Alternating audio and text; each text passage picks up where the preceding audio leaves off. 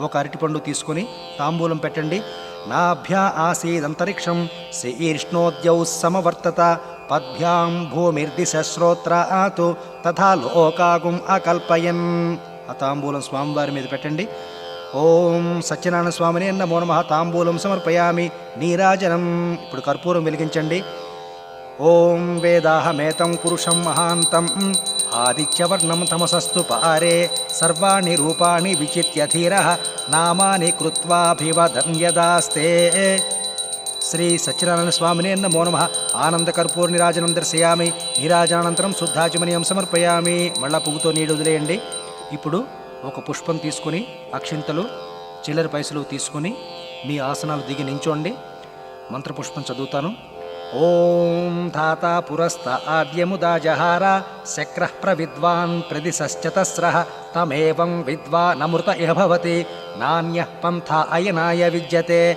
సహస్రశీరుషం దేవం విశ్వాక్షం విశ్వశంభువం విశ్వం నారాయణం దేవమక్షరం పరమం పదం విశ్వతః పరమా నిత్యం విశ్వం నారాయణగుం హరిం విశ్వమేవేదం పురుషస్తద్విశ్వముపజీవతి పతిం విశ్వస్యాత్మేశ్వరగుం శాశ్వతగుం శివమచ్యుతం నారాయణం మహాజ్ఞేయం విశ్వాత్మానం పరాయణం నారాయణ పరో జ్యోతిరాత్మా నారాయణ పరః నారాయణ పరం బ్రహ్మ తత్వం నారాయణ పరః నారాయణ పరో ధ్యాతా ధ్యానం నారాయణ పరః యచ్చ కించిజ్జగత్సర్వం దృశ్యతే శ్రూయతేపి వా అంతర్బహిశ్చ తత్సర్వం వ్యాప్య నారాయణ స్థితః అనంతమవ్యయం కవిగుం సముద్రేంతం విశ్వశంభువం పద్మకోశ ప్రతీకాశగుం హృదయం చాప్యథోముఖం అధోనిష్ఠ్యావితస్యాంతేన ఆభ్యాముపరితిష్ఠతి జ్వాలమాలాకులం భాతి విశ్వస్యాయతనం మహతు సంతతగుం శిలాభిస్థులంబత్యా కోశసన్నిభం తస్యాంతే సుషిరగుం సూక్ష్మం తస్మిన్ సర్వం ప్రతిష్ఠితం తస్య మధ్యే మహానగ్నిర్విశ్వార్చిర్విశ్వతో ముఖः సోగ్రభుగ్విభజం తిష్టం నాహారమచిరః కవిః తిర్యగు ఊర్ధ్వమధః సాయీరస్మయస్తస్య సంతత సంతాపయతి స్వందేహమాపాదతలమస్తకः తస్య మధ్యే వహ్నిశిఖా అణీయోర్ధ్వా వ్యవస్థితः నీలతో యదమధ్యస్థాద్విద్యుల్లేఖేవ భాస్వర నీవారశోకవత్తన్వే పీతాభా స్వచ్చణూపమా తస్యా శిఖాయా మధ్యే పరమా ఆత్మా వ్యవస్థితः సబ్రహ్మ సశివ సహరిస్సేంద్రసోక్షరః పరమస్వరాట్ రాజాధిరాజాయ ప్రసహ్య సాహినే నమో వయం వై శ్రవణాయ కుర్మహే స మే కామాన్ కామకామాయ మహ్యం కామేశ్వరో వై శ్రవణో దదాతు కుబేరాయ వైశ్రవణాయ మహారాజాయ నమః. ఓం తద్బ్రహ్మ ఓం తద్వాయుః ఓం తదాత్మా ఓం తత్సత్యం ఓం తత్సర్వం ఓం తత్పురోర్నమః. అంతశ్చరతి భూతేషు గుహాయాం విశ్వమూర్తిషు త్వం యజ్ఞస్త్వం వషట్కారస్త్వమింద్రస్త్వగుం రుద్రస్త్వం విష్ణుస్త్వం బ్రహ్మత్వం ప్రజాపతిః త్వం తదాప ఆపో జ్యోతిరసోమృతం బ్రహ్మపూర్భువస్సువరోం ఈశానः సర్వవిద్యానామీశ్వరः సర్వభూతానాం బ్రహ్మాధిపతిర్బ్రహ్మణోధిపతిర్బ్రహ్మా శివో మే అస్తు సదా శివోం నారాయణాయ విద్మహే వాసుదేవాయ ధీమహి తన్నో విష్ణుః ప్రచోదయాత్. శ్రీ రమా సహిత సత్యనారాయణ స్వామినే నమో నమః. సువర్ణ మంత్రపుష్పం సమర్పయామి. ఆ పువ్వు అక్షింతలు చిల్లర పైసలు స్వామివారి మీద వేయండి. ప్రదక్షిణ నమస్కారం. మళ్ళా అక్షింతలు తీసుకొని ప్రదక్షిణ చేయండి. ఓం యాని కాని చ పాపాని జన్మాంతర కృతాని చ తాని తాని ప్రణశ్యంతే ప్రదక్షిణ పదే పదే పాపోహం పాపకర్మాహం పాపాత్మా పాపసంభవః త్రాహి మాన్ కృపయా దేవా శరణాగతవత్సల అన్యథా శరణం నాస్తి త్వమేవ శరణం మమ తస్మాత్ కారుణ్యభావేన రక్ష రక్ష జనార్దన. రమా సహిత శ్రీ సత్యనారాయణ స్వామినే నమో నమః. ప్రదక్షిణ నమస్కారాన్ని సమర్పయామి. అక్షింతలు వేసేయండి. ఛత్రం సమర్పయామి. ఒక పుష్పం వేయండి. చామరం సమర్పయామి. వాద్యం ఘోషయామి. గీతం శ్రావ్యామి. నృత్యం దర్శయామి. నాట్యం సమర్పయామి. సమస్త రాజోపచారాన్ని సమర్పయామి. ఇప్పుడు ఒక పువ్వు అక్షింతలు తీసుకొని నమస్కారం చేయండి. ఓం అమోఘం పుండరీకాక్షం నృసింహం దైత్యసోదనం హృషీకేశ జగన్నాథం వాగీశం వరదాయకం సగుణంచ గుణాతీతం గోవిందం గరుడధ్వజం జనార్దనం జనానంద జానకీ వల్లభం హరిం ప్రణమామి సదా భక్త్యా నారాయణమజం పరం. దుర్గమే విషమే ఘోరే శత్రునా పరిపీడితే విస్తారయతు సర్వేషు తథా నిష్ఠభయేషు చ నామాన్యేతాని సంకీర్త్య ఫలమీప్సితమాప్నుయాత్. సత్యనారాయణదేవం వందేహం కామదం ప్రభుం లీలయా వితతం విశ్వం ఏన తస్మై నమో నమః. రమాసహిత శ్రీ సత్యనారాయణ స్వామినే నమో నమః. ప్రార్థన నమస్కారాన్ని సమర్పయామి. అక్షింతలు వేసేయండి. ఇప్పుడు ఒక తాములపాకు చెక్క పెట్టి అందులోని ఇద్దరూ కూడా కొబ్బరి బొండాలని పెట్టి ఆ తాంబూలాన్ని కొబ్బరి బొండాలతో మంటపం మీద పెట్టండి. ఇదం ఫలం చెప్పండి. ఇదం ఫలం మయా దేవా స్థాపితం పురతస్తవ తేన మే సఫల వాప్తిర్భవే జనని జన్మని. శ్రీ సత్యనారాయణ స్వామినే నమో నమః. ఇదం ఫలం సమర్పయామి. ఓ నమస్కారం చేయండి. ఓం యస్య స్మృత్యా చ నామోక్త్యా తపః పూజా క్రియాదిషు న్యూనం సంపూర్ణతాం యాతి సద్యో వందే తమచ్యుతం. మంత్రహీనం క్రియాహీనం భక్తిహీనం జనార్దన యత్పూజితం మయా దేవా పరిపూర్ణం తదస్తుతే. అనయా ధ్యాన ఆవాహనాది షోడశోపచార పూజాన్ భగవాన్ సర్వాత్మకః శ్రీ సత్యనారాయణ సుప్రీతో వరదో భవతు. ఇప్పుడు అక్షింతలు నీళ్లు ధారగట్టి వదిలేయండి. శ్రీ సత్యనారాయణ ప్రసాదం శిరసా గృహ్ణామి. పూజ చేసినటువంటి ఒక పుష్పాన్ని కళ్ళకద్దుకొని తలలో పెట్టుకోండి. ఇప్పుడు కొంచెం అక్షంతలు తీసుకొని కథ చదువుతాను వినండి. ఒకానొక సమయమున నైమిసారణ్యమున కూడి ఉన్న మునులు అనేకులు సూతుని ఇట్లడిగిరి. ఏ వ్రతము చేయగాని ఏ తపస్సు చేయగాని కోరిన ఫలము లభించునో దానిని వినగోరుచున్నాము కాన చెప్పుము. అది విని సూతుడు తొల్లి ఇట్లే నారదుడు అడుగగా భగవంతుడకు శ్రీయఃపతి చెప్పిన దానిని చెప్పెదను శ్రద్ధగా ఆలకింపుడు అని ఇట్లు చెప్పెను. ఒకానొకప్పుడు నారద మహాయోగి లోకానుగ్రహకాంక్షతో సకల లోకములను పరిభ్రమించుచు మార్గవశమున మర్త్యలోకమునకు వచ్చెను.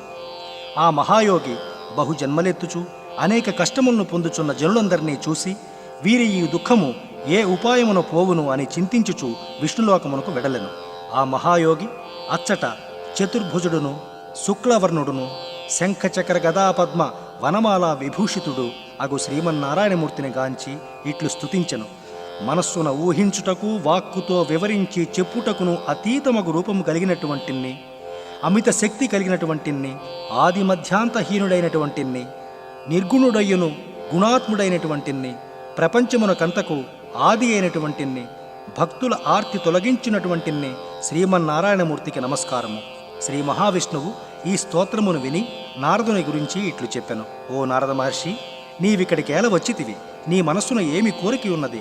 ఇది అంతయు ఇరింగింతువేని నీ ఇచ్ఛ నెరవేర్చదను అనగా నారదుడు శ్రీహరిని చూచి, ఓ త్రిజగత్ప్రభు, మనుష్యలోకమున ఎల్లరును నానా యోనులందు పుట్టుచు నానా క్లేశములను అనుభవించుచు పాపకర్మముల వలన పీడింపబడుచున్నారు. వారనుభవించుచున్న ఆ బాధలన్నయూ తొలగిపోవుటకు తగిన ఉపాయం ఏదైనా నా ఎడల నీకు అనుగ్రహము కలదేని చెప్పుము అని అడిగెను. అందుకు భగవంతుడిట్లు చెప్పెను. వత్స, నీవు మంచి సంగతి అడిగితివి. సకల లోకముల ఎడలను నీకు గల అనుగ్రహము చాలా స్తుత్యమైనది. స్వర్గమర్త్య లోకములలో దుర్లభమగు ఒక వ్రతము కలదు. నీ ఎడ నాకు గల స్నేహము వలన దానినిప్పుడు బహిరంగము చేయుచున్నాను. అది సత్యనారాయణ వ్రతము. ఆ వ్రతము విధి విధానముగా చేసినవారు ఇహమున సకల సుఖములు అనుభవించుచు పరమున మోక్షము పొందుదురు అనగా, అప్పుడు నారదుడు తిరిగి అడుగుచున్నాడు, దామోదర, ఆ వ్రతమునకు ఫలమేమి? దానికి విధానమేమి? అది మున్నెవ్వరు చేసినారు? అది ఎట్లు చేయవలను? అది అంతయు వివరముగా ఎరింగింపుము అనగా శ్రీమన్నారాయణమూర్తి ఇట్లు చెప్పెను. ఆ సత్యనారాయణ వ్రతము దుఃఖమును శమింపజేయును, ధనధాన్యములను వృద్ధి పొందించును, సౌభాగ్యమును పెంపు చేసి సంతతి కలిగించును, సర్వకాల సర్వావస్థలయందును విజయము కలిగించును. ఆ వ్రతమును వైశాఖ మాసమున గాని మాఘమాసమున గాని కార్తీక మాసమున గాని శుభదినమున చేయవలెను. యుద్ధమునకు పోవునప్పుడును క్లేశములు కలిగినప్పుడును దారిద్ర్యము వచ్చినప్పుడును ఆ వ్రతము చేయుట మంచిది. నారదయోగి, ఆ వ్రతము నెల నెలకైనను చేయవచ్చును, సంవత్సరమునకొకమారైనను చేయవచ్చును. ఎవరి స్థితిని అనుసరించి వారు చేయవచ్చును. సత్యనారాయణ వ్రతము పౌర్ణమి నాడు గాని ఏకాదశి నాడు గాని రవి సంక్రమణ దినము నాడు గాని చేయదగినది.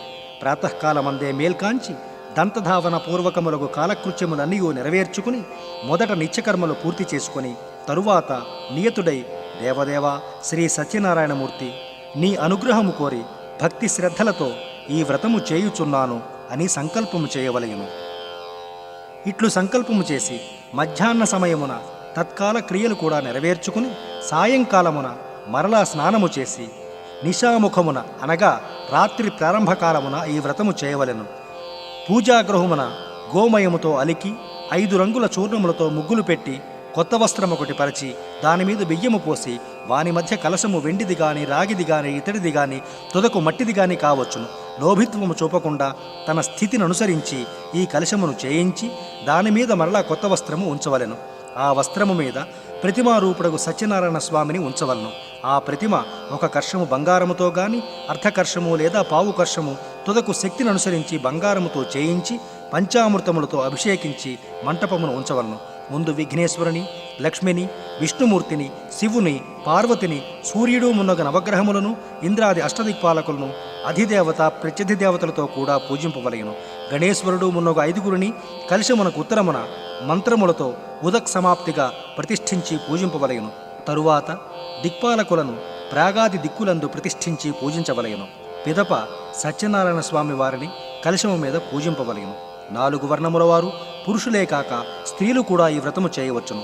బ్రాహ్మణులు పౌరాణికముగాను వైదికముగాను పూజింపవలెను. విజేతరులు పౌరాణికముగానే పూజింపవలయను. తుదకు ఏ దినమందైనను సాయంకాలమున మనుష్యులు భక్తి శ్రద్ధలతో శ్రీ సత్యనారాయణ వ్రతము చేయవచ్చును.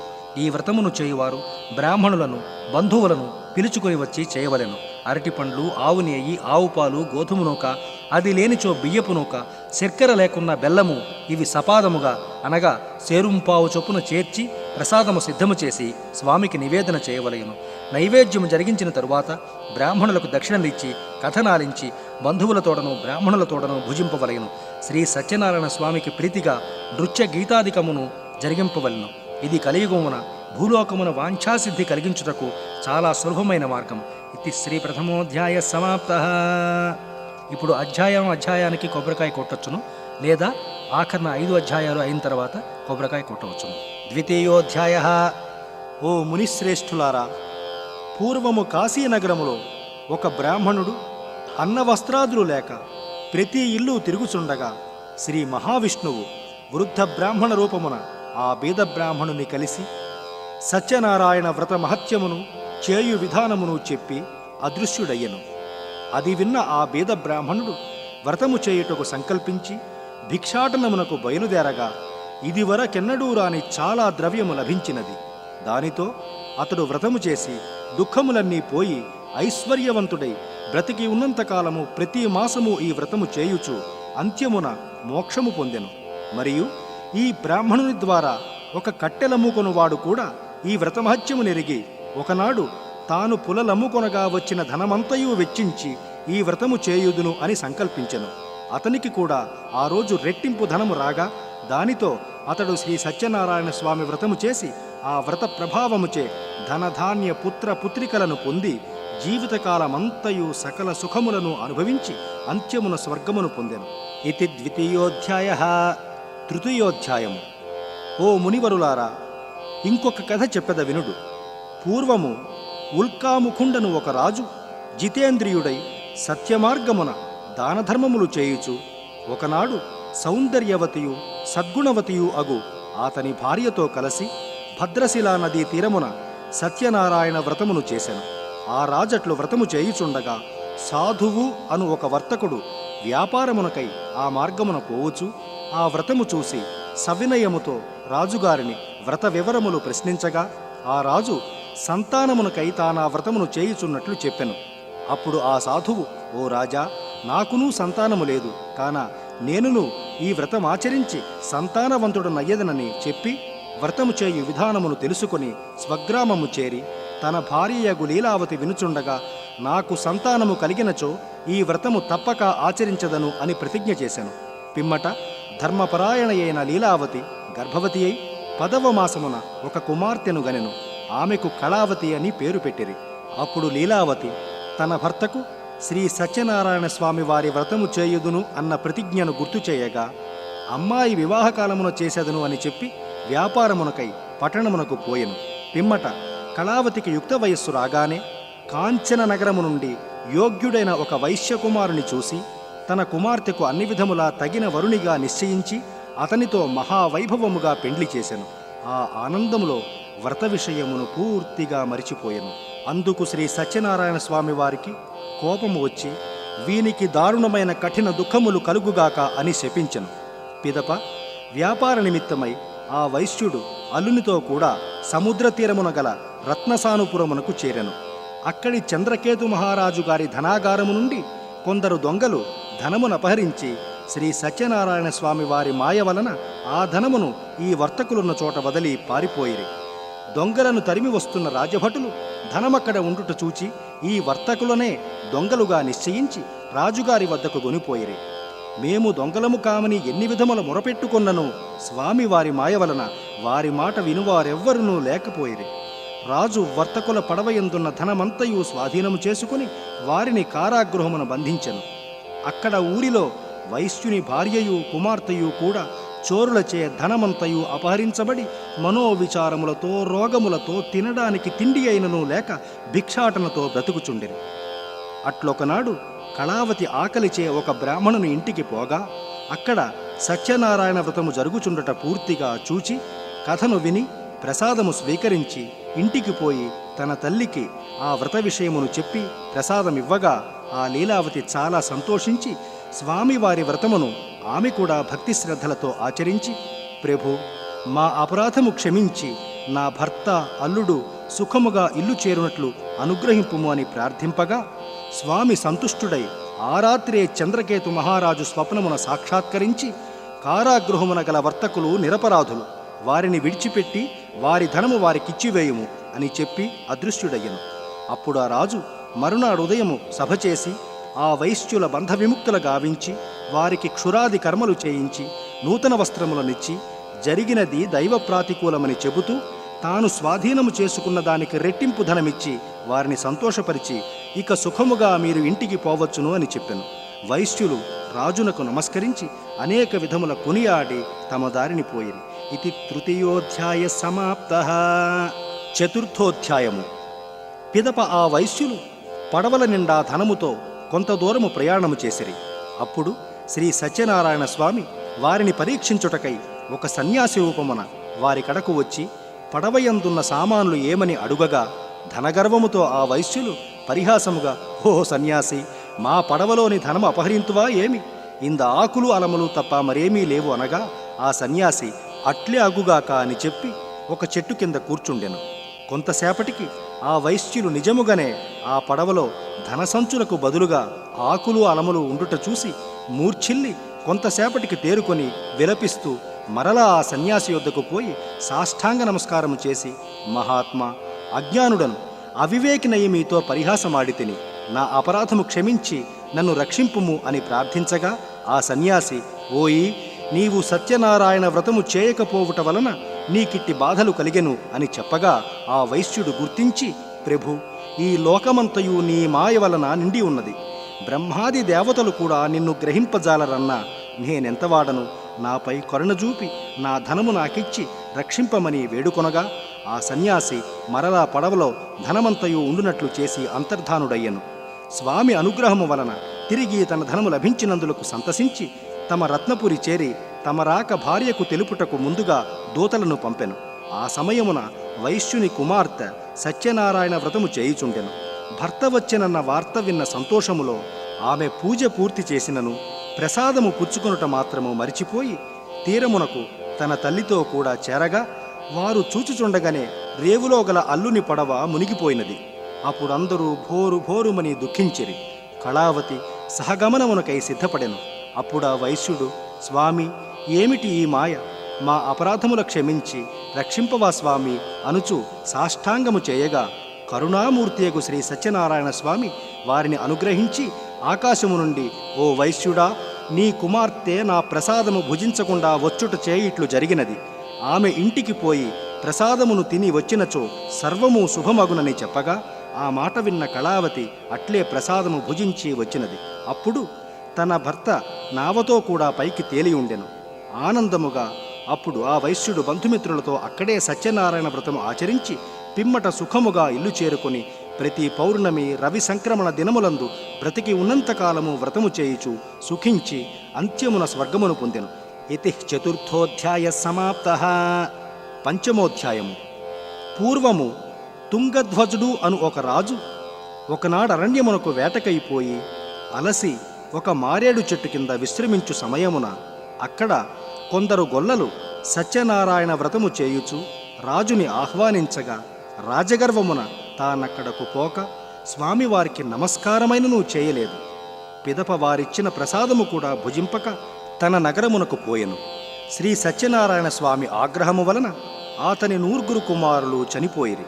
సకల సంపదలు హరించి దరిద్రము కష్టములు సంప్రాప్తింపగా తను కొంచెంసేపు ఆలోచించి తన తప్పును తెలుసుకొని ఆ గొల్లల వద్దకు తిరిగిపోయి భక్తి శ్రద్ధలతో శ్రీ సత్యనారాయణ స్వామి వారి వ్రతమాచరించి మరలా ధనవంతుడై అన్ని కష్టముల నుండి విముక్తి పొంది పుత్రవంతుడై బ్రతికి ఉన్నంతకాలము సుఖముగా ఉండి అంత్యమున స్వర్గము చేరెను. మహాప్రభావమైన ఈ వ్రతమును భక్తి శ్రద్ధలతో ఎవరు ఆచరింతురో, ఎవరు ఈ కథ భక్తితో విందురో వారు సకల సంపదలు